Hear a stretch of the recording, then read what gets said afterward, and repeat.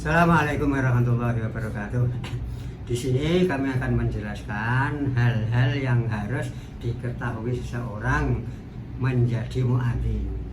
Bagi seorang muadzin tentu saja ada beberapa hal yang harus diketahui oleh seorang muadzin. Berikut ini adalah hal-hal yang harus diketahui oleh seorang muadzin. 1. Hendaklah muadzin menunaikan tugas mengumandangkan adzan dan iqamah dengan sukarela, bukan karena diberi imbalan atau menerima bayaran. 2. Hendaklah orang yang mengumandangkan adzan suaranya nyaring dan bagus agar dapat didengar oleh orang banyak dan enak didengar. 3. Muadzin orang yang benar-benar mengetahui waktu sholat dan orang yang dipercaya supaya adzan dapat dikumandangkan pada awal waktu.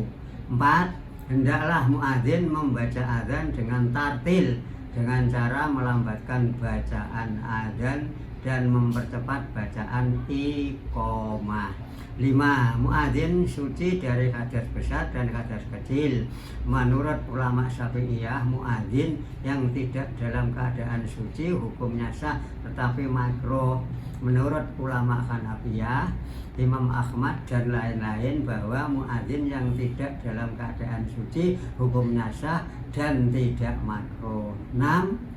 Badan dan pakaian muadzin harus suci dari najis. 7. Hendaklah muadzin berdiri di suatu tempat yang tinggi agar lebih dapat didengar oleh orang banyak. Jika di tempat adzan terdapat pengeras suara, maka muadzin hendaknya menggunakan pengeras suara tersebut. 8. Pada saat mengumandangkan adzan dan iqamah, muadzin menghadap kiblat. Hal ini dikatakan juga oleh Ibnu Munzir bahwa menghadap kiblat ketika adzan adalah termasuk sunnah karena semua muadzin Rasulullah Shallallahu Alaihi Wasallam ketika adzan menghadap kiblat. Jika muadzin melaksanakan adzan tidak menghadap kiblat, adzannya tetap sah tetapi makruh. 9. Hendaklah muadzin memalingkan muka, leher dan dada ke kanan ketika membaca hayya 'alas shalah dan memalingkannya ke kiri ketika membaca hayya 'alal falah.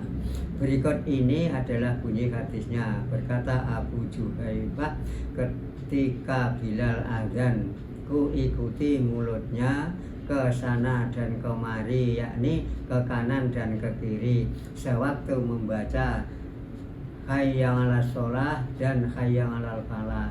Hadis riwayat Ahmad, Bukhari dan Muslim. 10. Hendaklah muadzin memasukkan 2 anak jari ke dalam 2 telinganya ketika membaca adzan. 11. Muadzin mengeraskan suaranya walaupun dalam keadaan sendirian. 12. Muadzin tidak berbicara ketika sedang adzan dan iqamah. 13. Hendaklah muadzin mengucapkan as-sholatu khairum minan naum sebanyak 2 kali pada adzan subuh. 14. Muadzin membaca iqamah ketika imam telah masuk di masjid atau mushola untuk mendirikan sholat.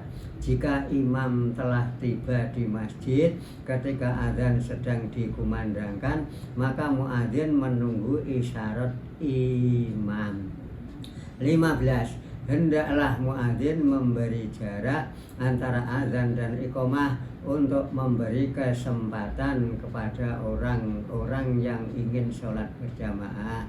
Perlu kita ketahui bahwa disyariatkan adzan adalah untuk keperluan ini, dan kalau tidak demikian akan percuma keberadaan adzan.